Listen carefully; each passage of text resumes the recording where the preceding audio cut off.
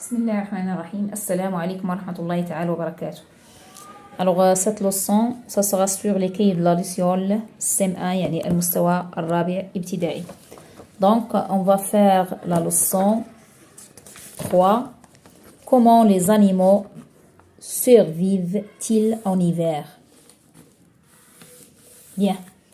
Alors, je me demande, décris ces deux dessins à ton avis. Pourquoi la survie des animaux peut-elle être difficile en hiver dans certaines régions? Alors, on commence par observer les dessins et regarder la différence. Alors, comme vous le voyez ici, on a des plantes, on a des animaux, des arbres si vous voulez, des plantes. Alors, regardons ici un thermomètre qui indique bien sûr la température. Alors, vous voyez qu'il y a 22 degrés. Bien, vous voyez que les animaux boivent, mangent, etc. Alors, regardons l'autre dessin, si vous voulez. Alors, regardez la température ici, c'est 3 degrés. Et regardez ici, on ne voit plus d'animaux comme sur le dessin 1. Bien.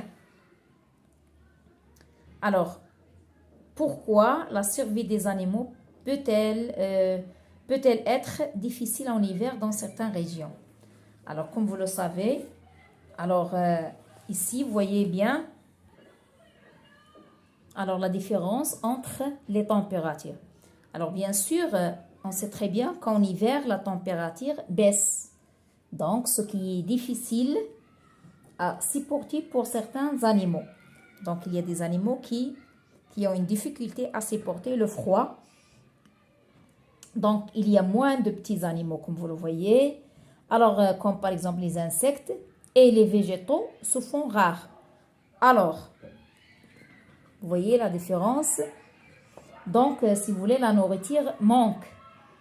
Alors, il y a des animaux, mais faites attention. Ici, au Maroc, si vous voulez, au Maroc, il faut noter bien, au Maroc, en général, les animaux ne quittent pas le pays en hiver. Mais c'est l'inverse. C'est des animaux arrivent d'autres pays où le climat est trop ride. D'accord? Bien.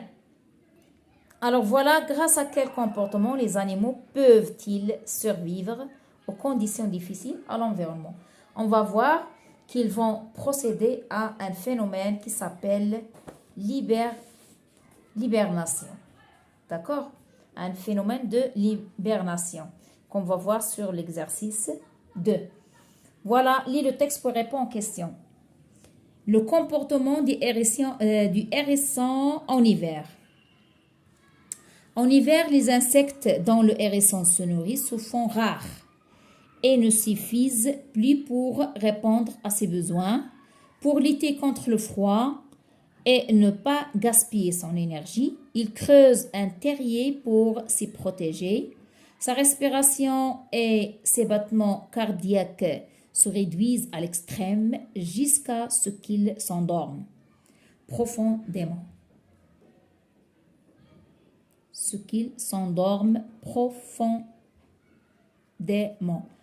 On dit qu'il adopte un comportement d'hibernation. Voilà le phénomène d'hibernation. Au beau jour, il se réveille et reprend son activité. Donc, l'hibernation يعني بالعربية هو السبات الشتوي يعني النوم يسمى السبات. Alors, hibernation ou bien sommeil si vous voulez ou bien la dormance. Donc, c'est un phénomène qui permet aux animaux à sang froid de survivre en hiver car ces derniers ne sont pas en mesure de contrôler leur température interne. Voilà, souligne en vert ce que fait le hérisson pour se préparer à l'hiver. Voilà, qu'est-ce qu'il fait le hérisson pour se préparer à l'hiver? Donc, on va souligner avec le vert. Alors, d'après le texte, on voit très bien qu'est-ce qu'il fait. Il creuse un terrier pour s'y protéger.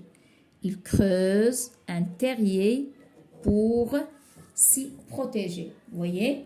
et sa respiration, et ils ont dit en bleu, ce qui change dans le fonctionnement de son corps pour qu'il n'aille pas à se nourrir. Alors, qu'est-ce qu'il va faire? Sa respiration et ses battements cardiaques se réduisent. Sa respiration et ses battements cardiaques se réduisent. Alors, pardon, c'est avec le bleu. Alors, on va souligner ça avec le bleu. Voilà, ils ont dit avec le bleu. Jusqu'à ce qu'ils s'endorment profondément. Voilà. Comment s'appelle ce comportement? On a dit hibernation. Et connais-tu d'autres animaux qui hibernent? Oui. Donc, le phénomène, c'est l'hibernation. Et il y en a l'exemple comme les ours, les tortues, les marmottes, etc. Bien. Passons à la page suivante. Observe la carte et lis le texte pour répondre aux questions. La migration des oies cendrées. Dès que la température approche de 0 degré Celsius, les oies cendrées de Finlande quittent leur région car les végétaux dont elles se nourrissent se font rares. Elles se dirigent alors vers le sud. Elles s'arrêtent dans différents endroits, par exemple aux Pays-Bas, puis en France. La plupart rejoignent ensuite l'Espagne ou le nord du Maroc. Dans ces régions, les oies peuvent se nourrir et profiter d'un climat plus doux. À la fin de l'hiver, elles remontent vers le nord pour se reproduire. Voilà pourquoi les oies cendrées quittent-elles la Finlande en hiver. Comment s'appelle ce déplacement? Vers quel pays se déplace-t-elle? Que se trouve-t-elle en arrivant dans ces pays? Alors bien sûr, d'après le texte, voilà, on va trouver les réponses sur le texte. Alors ici, on va dire que pourquoi les oies cendrées quittent-elles la Finlande en hiver? À 0 degré, les végétaux, car à 0 degré, les végétaux dont les oies cendrées se nourrissent sont rares. يعني قليلة. النباتات اللي يحتاجوهم قلال. Comment s'appelle ce déplacement? Une migration. يعني تهاجر. هجرة. Vers quel pays se déplacent-elles? من خلال le texte, elles vont vers les Pays-Bas, la France, l'Espagne, le nord du Maroc. Et que trouvent-elles en arrivant dans ces pays? Elles trouvent de la nourriture et un climat plus doux. Pour la conclusion d'après ces mots-clés qu'on a, on va dire pour survivre en hiver et ne pas ressentir le froid ou le manque de nourriture dans leur environnement, certains animaux entrent en hibernation comme on a vu pour le hérisson et d'autres réalisent une migration comme les oies.